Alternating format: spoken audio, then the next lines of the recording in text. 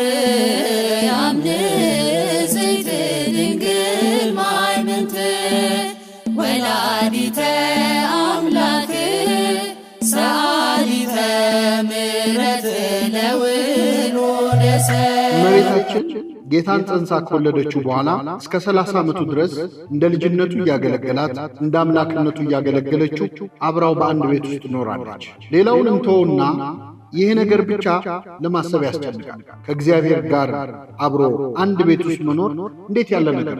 ልብ በሉ። ድንግል ማርያም ጠዋት ከእንቅልፏ ስትነቃ እንዴት አደር የምትለው ፈጣሪዋን ነው። ማታ ስትተኛ ደህና አደር የሚላት አምላኳ ነበር። የማይተኛው ትጉህ እረኛ በተኛች ጊዜ ሕፃን ሆኖ ካጠገቧ ያደረ ከእመቤታችን በቀር ማን አለ? ኪሩቤልና ሱራፌል ቅዱስ ቅዱስ የሚሉትን አምላክ እንደ እናት ሹሩሩ ብላ ያስተኛችው እርሷ ነበረች። ምድርን በአበባ ልብስ የሚያስጌጠውን ጌታ በተኛበት ያለበሰችው እርሷ ነበረች። ዓለምን በእጆቹ የያዘውን ጌታ ክንዶቿን ያንተራሰችው እርሷ ነበረች። እነዚያ ሌሊቶች ድንግል ማርያም እንዴት አሳልፋ ይሆን? በሕልምም በእውንም ከፈጣሪ ጋር መኖር እንዴት ያለ ጸጋ! ጸሎት ማለት ከእግዚአብሔር ጋር መነጋገር። እመቤታችን ከልጇ ጋር ለ30 ዓመታት አብራ በአንድ ቤት ስትኖር የነበራቸው ንግግር ሁሉ ከእግዚአብሔር ጋር መነጋገር ነውና ጸሎትም ጭምር ነው። የጠዋትና ማታ ጸሎትሽ ከልጅሽ ጋር ማውራት ይሆነልሽ። ልጅሽ የሚሰጥሽ መልስ የፈጣሪ መልስ ይሆነልሽ። እመቤቴ ሆይ ስለ አንቺ ክብር ማሰብ ምንኛ ያስጨንቃል። ሰአሊ ለነ ሀበ ክርስቶስ ወልድኪ ይስረይ ኃጢአተነ ሰአሊ ለነ ቅድስት ሰአሊ ለነ ሀበ ክርስቶስ ወልድኪ ይስረይ ኃጢአተነ ሰአሊ ለነ ቅድስት። ረጋ ብላችሁ አስቡ። እመቤታችንና ጌታችን በእነዚያ ሁሉ ዓመታት ምን ሊነጋገሩ ይችሉ ይሆን? ከእርሷ በቀር ማን ይነግረናል? ድንግል ሆይ አንቺ ካልነገርሽን ማን ይነግረናል? ለማዕድ ስትቀመጡ ምን ብሎ ጸልዮ ይሆን? እንደ ሐዋርያቱ ቆርሶ ሰጥቶሽ ይሆን? ውሃ እንዲጠጣ ሞልተሽ ስትሰጪው ውቅያኖስን እንዴት በውሃ እንደሞላ ነግሮሽ ይሆን? በእርግጥ በእነዚህ ዓመታት ክርስቶስ ለእናቱ ምን ሲነግራት ኖሮ ይሆን? ስለ የትኛው ምስጢር ሲገልጥላት ነው? ገና የ12 ዓመት ልጅ ሳለ በኢየሩሳሌም ቤተ መቅደስ ያነጋገሩት የአይሁድ መምህራን በማስተዋሉና በመልሱ ሲገረሙ ነበር። እመቤታችን ከሕፃንነቱ ጀምሮ እስከ 30 ዓመቱ ድረስ አብራው ስትኖር በስንት ነገር ስትደነቅ ኖራ ይሆን? እንደ መንፈሳዊት እናትስ ድንግል ማርያም ለልጇ የትኛውን የመጽሐፍ ቅዱስ ታሪክ እየነገረች አሳድገው ይሆን? ሙሴ ስላያት ጸጳጦስ ታሪክ አልነገረችው ይሆን? ታሪኩን ሰምቶ ያቺ ዕፅ አንቺ ነሽ፣ እሳቱ ደግሞ እኔ ነኝ ብሏት ይሆን?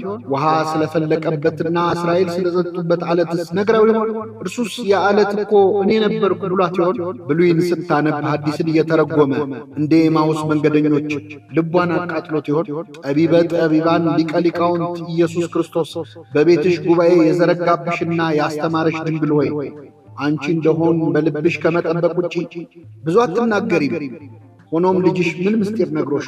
ኤልሳቤጥ እንኳን ዮሐንስን ጸንሳ ስለ ጽንሱ የምትለው ብዙ ነገር ነበር። ፈጣሪ በአንቺ ዘንድ ያደረ ድንግል ሆይ አንቺስ ምን ትነግሪን ይሆን? የመለኮት እሳት በሆድሽ ባደረ ጊዜ ልብሱ እሳት ነው፣ ቀሚሱ እሳት ነው፣ እንደምን አላቃጠለሽም እያል ከአባ ሕርያቆስ ጋር እንጠይቅሻለን። ማርያም ንጽሕት ድንግል ማይምንት ወላዲተ አምላክ ሰአሊተ ምሕረት ለውሉደ ሰብእ። እንዳንቺ ፈጣሪውን የሚያውቅ ፍጡር የለምና የዓለም የመጽሐፍ ቅዱስ ሊቃውንት፣ የነገረ መለኮት ምሁራን፣ የወንጌሉ ተንታኞች ሁሉ ከአንቺ እግር ወድቀው እንዳዲስ ስለ ክርስቶስ ሊማሩ ይገባቸዋል። ልህቅተ ሊቃውንት እመቤታችን ሆይ ሊቃውንት ሁሉ የአንቺ ተማሪዎች ናቸው። ባለቅኔዎች ሁሉ በአንቺ ፊት ገና ፊደል አልቆጠሩ። ሰውና መላእክት አንድ ላይ ተሰልፈው ብርቱ የሚሆን ባንቺ ያደረገውን ታላቅ ነገር ሊሰሙ ይጠባበቃል። ወዳጄ ጥቅስ ፍለጋ ትተህ እግዚአብሔርን በቅፏ ከያዘችው ቃሉን በሹክሹክታ በጆሮዋ ከሰማችው ድንግል እግር ስር እንደኔ ብትደፋ ይሻላል። የእግዚአብሔርን እጆች ይዛ የመጀመሪያዎቹን የሕፃንነቱን እርምጃዎች እንዲራመድ የመራችውን ድንግል መቆም ያቃተን ደካሞችን እንድትመራን አብረን ደጅ ብንጠናት ይሻላል። እነ ጴጥሮስ በቅዱሱ ተራራ በታቦር ከጌታ ጋር ነበሩ። ፊቱ ሲያበራይተው በዚህ ካልኖርን ብለው ተመኝተው ኤልያስና ሙሴን አግኝተው ነው። 30 ዓመት ከጌታ ጋር የኖርሽው እመቤታችን ሆይ የልጅሽ ልብሱ ስንት ቀን አብርቶ ይሆን? ከነቢያትስ እነማንን አምጥቶ አሳይቶሽ ይሆን? እንደ ጴጥሮስ 3 ዳስ እንሥራ የማትየዋ የእግዚአብሔር ማደሪያ ድንኳን ሆይ ቤትሽ ደብረ ታቦር ሆኖልሻልና ልጅሽ ምን አሳይቶሽ? ከእግዚአብሔር አብ ልጄ ይህ ነው እርሱን ስሚው የሚል ድምፅ መስማት ማያስፈልግሽ፣ ለእኔም ልጄ ነው ማለት የምትችዋ እናት ሆይ እንደ እግዚአብሔር አብ የሚላችሁን ሁሉ አድርጉ ለማለት ሥልጣን የተሰጠሽ ሆይ 30 ዓመት ከጌታ ጋር መኖርሽን ባሰብኩ ጊዜ ጠባቧ ሕሊናዬ ኃጢአት ያደቀቃት ሰውነቴ እጅግ ተጨነቀች። ዮሐንስ በፍጥሞ ደሴት ብዙ ራእይ አይቶ በጌታ ቀን በመንፈስ ነበርኩ ብሎ ጻፈ። 30 ዓመታት የጌታ ቀን የሆነላት በመንፈስ የነበረች ድንግልስ ስንት ራእይ አይታ ይሆን? መላ ሰውነታችን ሁሉ አፍ ቢሆን የእርሷን ክብርና ምስጋና ተናግረን መፈጸም አንችል። ማርያም ንጽሕት ድንግል ማይምንት ወላዲተ አምላክ ሰአሊተ ምሕረት ለውሉደ ሰብ። ማርያም ንጽሕት ድንግል ማይምንት ወላዲተ አምላክ ሰአሊተ ምሕረት ለውሉደ ሰብ።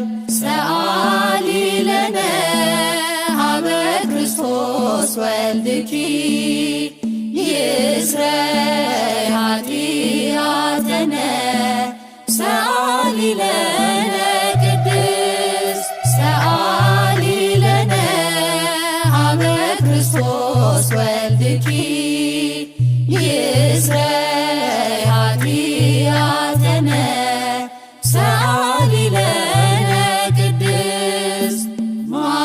ማርያም ንጽሕት ድንግል ታማኝ አምላክን የወለድሽ የምሕረት አማላጅ ለሰው ልጆች። ማርያም ንጽሕት ድንግል ታማኝ አምላክን የወለድሽ የምሕረት አማላጅ ለሰው ልጆች። አማልጂን ከልጅሽ ከክርስቶስ ይቅር እንዲለን ቅድስት ሆይ ለምኝልን። አማልጂን ከልጅሽ ከክርስቶስ